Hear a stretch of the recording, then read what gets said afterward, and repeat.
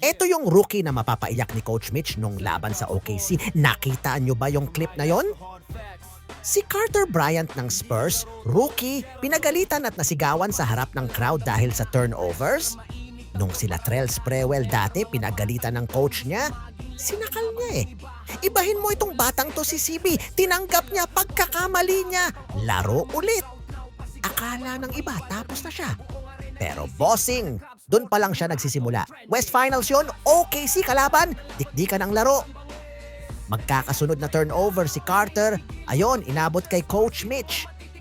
Sigawan, mura konti, iyak yung bata sa bench.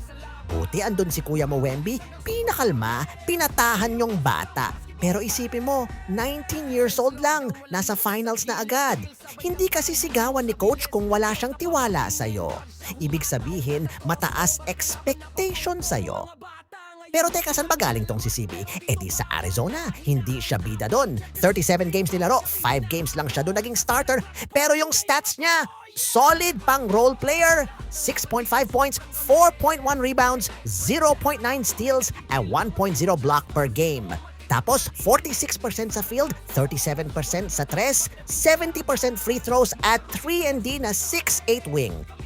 Kaya siya kinuha 14th overall ng Spurs noong 2025 draft. Pagdating ng rookie season, 71 games agad nilaro niya. Average 4.2 points and 2.5 rebounds. Hindi malaki sa papel, pero yung depensa, yung hustle, andun lagi. Kaya nga binabad at kasama sa rotation pa rin sa finals kahit rookie. Ano next sa kanya? Una, syempre yung decision making. Yung turnovers na yon, lesson yon. Pangalawa, yung tira sa labas, mas magiging consistent dapat. Kita naman sa college na may touch talaga siya sa tres. Pangatlo, katawan at kumpiyansa. 6'8", 220 pounds na. Kaya na bumangga sa kahit sino.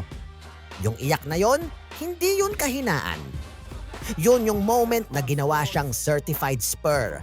Abangan nyo year 2 ni Carter Bryant. Lilipad yan. Ikaw, bossing, naranasan mo na ba mapagalitan at masigawan ng coach sa court? Eh ano ginawa mo? Sinakal mo ba tulad kay Sprewell? O umuwi ka sa bahay tas sinumbong mo sa tatay mo? Comment mo dyan sa baba. Star moves, route now, pasigawan pag may buzz.